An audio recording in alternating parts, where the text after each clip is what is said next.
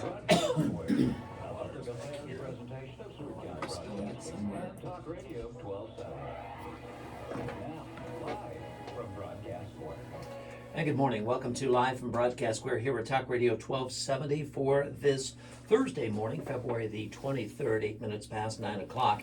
In the studios with us, we do have a couple of leaders in our school system here in Liberal. From USD 480, Superintendent Dr. Todd Carter. Good morning, sir. How are you? Good morning, Joe. And from Seward County Community College, we have President Brad Bennett. So good morning, Brad. How are you? I'm great. Good morning. Thanks for having us again. I'm in the middle of a royalty here. I mean, it's kind of awesome. With one of us. But anyway, it's good to have you both in the studios here today to make an announcement that it's huge for not only our community, but for our surrounding area as well. And it has to deal with tuition. So who wants to take the lead on this? Tuition goes to Brad. All Okay, right, great. let's talk about that. We started this conversation about a year ago, and Dr. Carter and I were in constant communication about it, and they made a decision as a district to use their ESSER funds to help pay for tuition in the short term. That really, their initiative kicked us down the road and said, okay, it's time that we do this. For years I've talked about, you walk into one of our high schools, whether it's USD 480 or Southwestern Heights or wherever, and you have a student doing the same work, getting high school credit, and the student next to them is getting college credit because mom and dad can afford it. I think as both of us as educational leaders, we have an issue with that. And so this spurred us to work with USD 480 and our other schools to launch what we're calling our Saints Ahead Scholarship. So our county paying high schools will have free tuition completely, and then our out-of-county high schools will pay $50 a class, which is a huge reduction for those students. Our goal is to the students that are college ready, we really want to get them 18 to 21 to 24 college credit classes so they have lower debt, they have a head start on a better life. So. Wow. We've talked about this before, but there are some instances where we have seen high school students graduate college before they've even graduated from high school. So this is huge. Concurrent classes have been going on for quite some time. We could see a huge influx with this, couldn't we, Dr. Carter?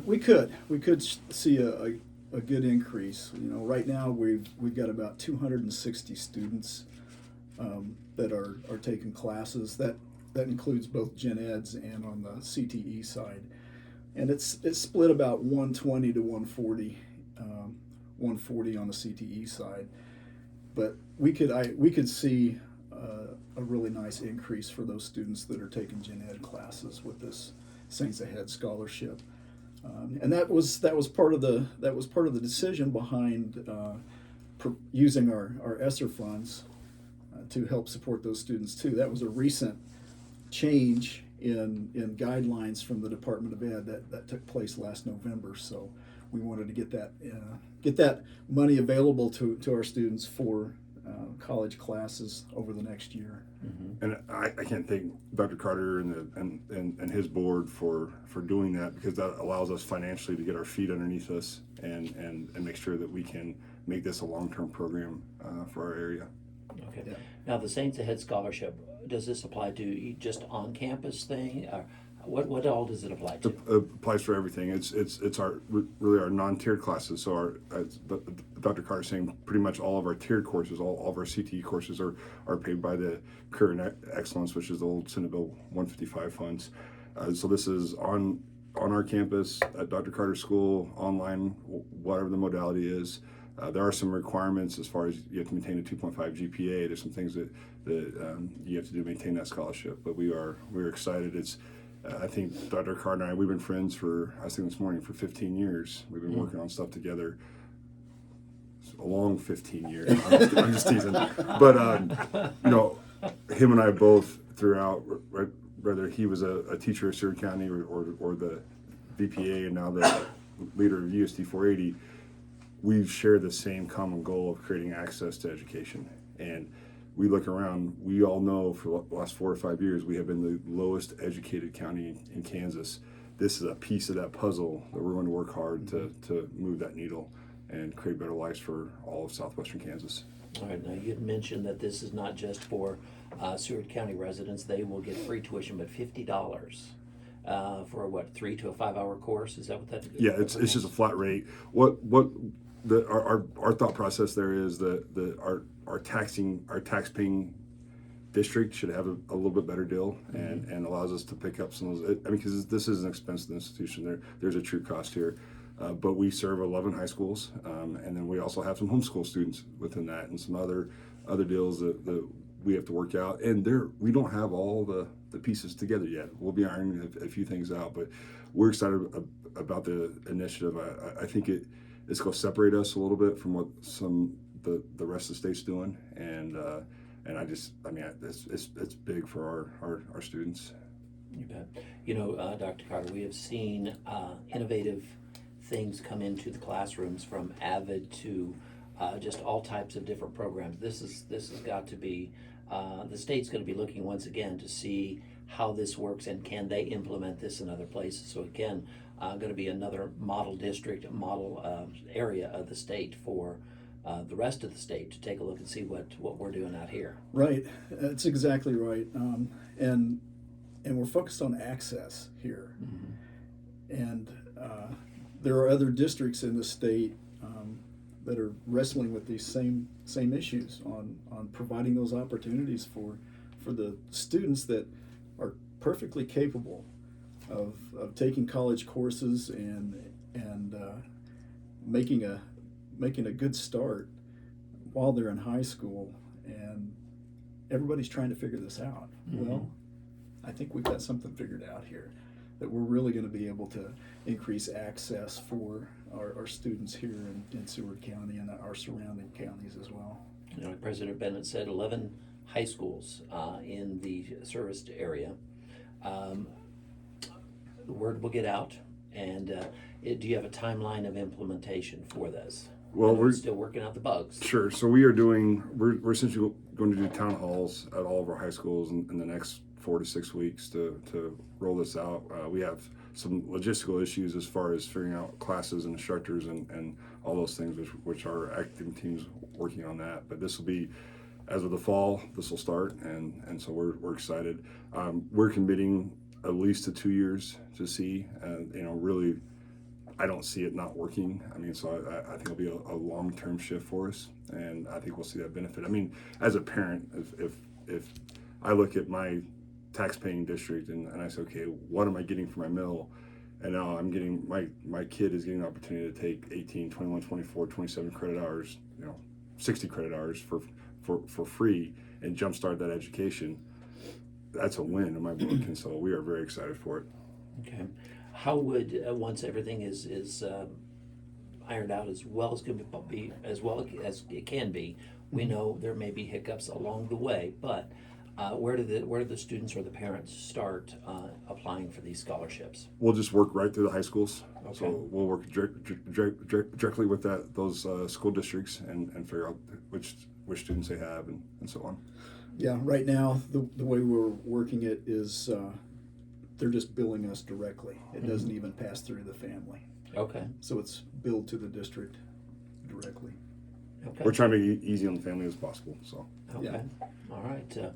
And looking at it, big picture, it's going to keep maybe more students at home here in like you said, your taxing districts, instead of sending them off and then. But this is a no-brainer. I mean, this is something that I think is huge for not only USD 480 but Seward County Community College, and for families to keep their students here at home, get the quality education, the continuing quality education from USD 480 into Seward County Community College, and then taking that to the next level as well. Yeah, and, to me, it's a pipeline. It's whether that's if we start with USD 480, we have this connection to the college classes at a great deal, and then we have that opportunity to transfer, and 3+1s for us are becoming a normal thing that we're working on. And so we're going to see in the next 5 years the access to be able to stay here and get a 4-year degree is going to be different than it's ever been. And so it's a very exciting time for that. Okay, and again, working in partnership with the district, the high school district or the school district here is a great partnership as well. With the tech campuses, does this work for the tech campus side as well? So most of the tech campus is covered under Senate Bill 155. Okay. And so those classes are already offered. If there's any that are not covered underneath that, this would cover it. But there's a very few tiered classes that aren't covered by Senate Bill 155. So. Okay.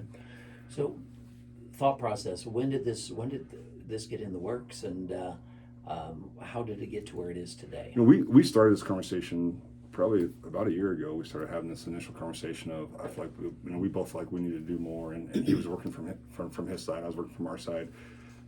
For us, it's the funding model in the state of Kansas has changed, and we're going back to a true funding per student, which is how we were funded pre-2007. That allows us a different opportunity than versus a block grant to do this. But that's just a piece of the puzzle. I think we're very fortunate at Seward County Community College to have the support of the community and our surrounding areas. So we have a duty of care to be leaders in education. And this is different. This is something that a lot of schools aren't doing, but that's our job. And so I can't appreciate, Dr. Carter and I are friends, but I can't appreciate the relationship, whether it's this or we're talking about our facilities or whatever it is. It's so nice just to be able to send a text and have a meeting in a few minutes and figure out an issue. So. Okay. Yeah. And I'm sure you've talked with the Board of Regents and also with the Board of State Board of Education on this as well.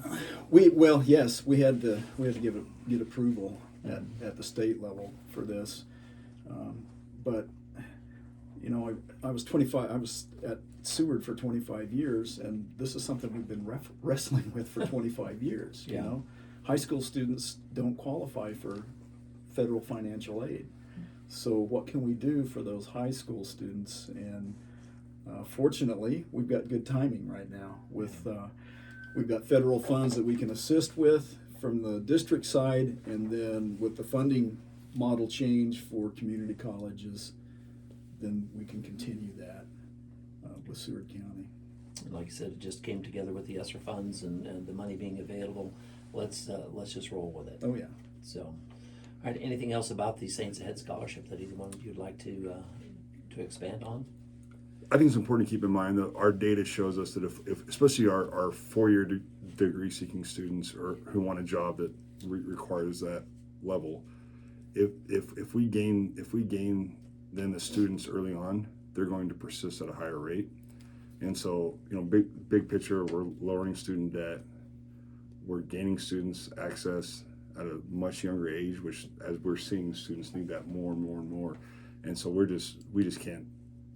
We're just pumped about it. We're so excited about it. I had an employer the other day said, "Is that the best idea?" We'll see.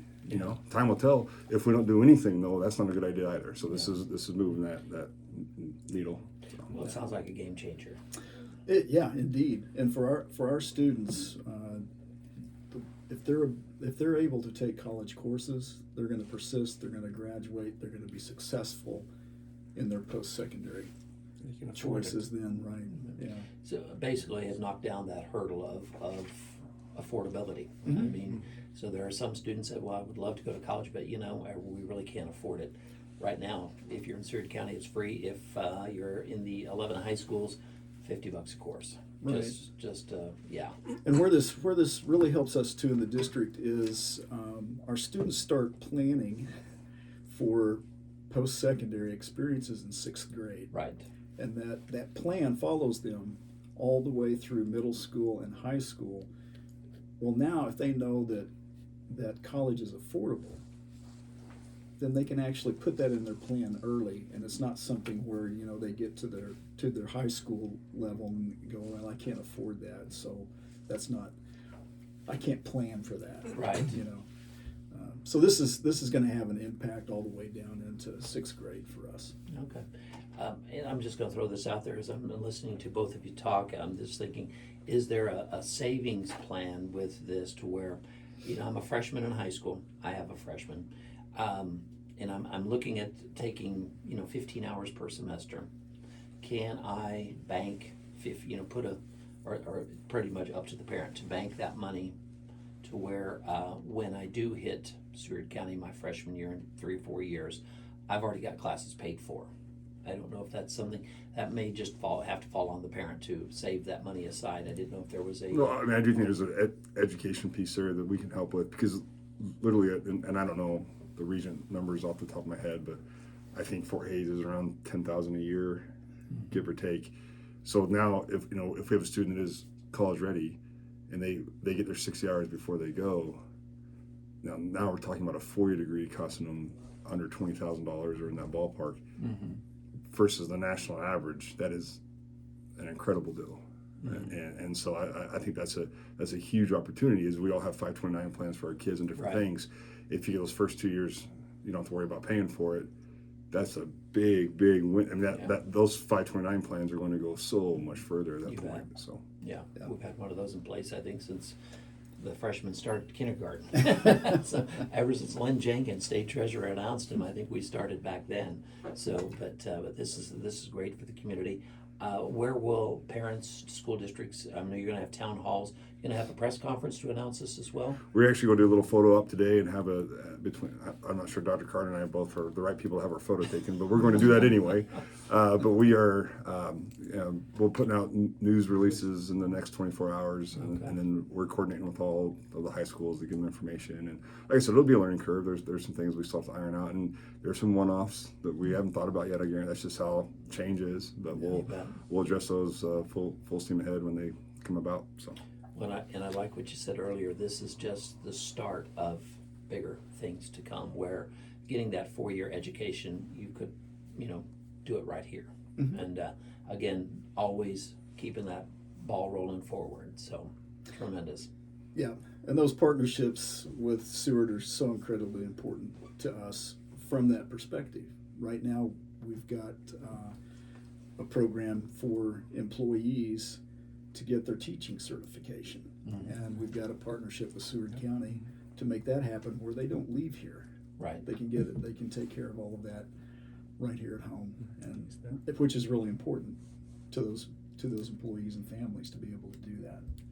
So maybe if somebody has always wanted to be a teacher, never could get that done, or maybe they have that certificate, but it has expired several years ago, can get that renewal and then move forward.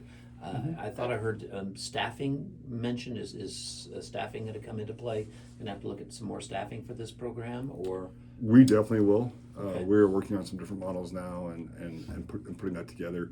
We're going to steal a model that I built at Colby and replicate it here that worked well and fits those needs. So our academic team's working on those details. But we also have to understand too, while there is some staffing, our enrollment has dropped since 2017, and we have really the same number of employees. So we do have an extra capacity as far as resources and stuff to be able to take on these students. So Yeah, for us it's going to be a capacity issue. Not initially starting off, because we're able to handle the students that we have right now, but for concurrent on LHS campus, we're going to have to find some folks in order to expand the opportunities there.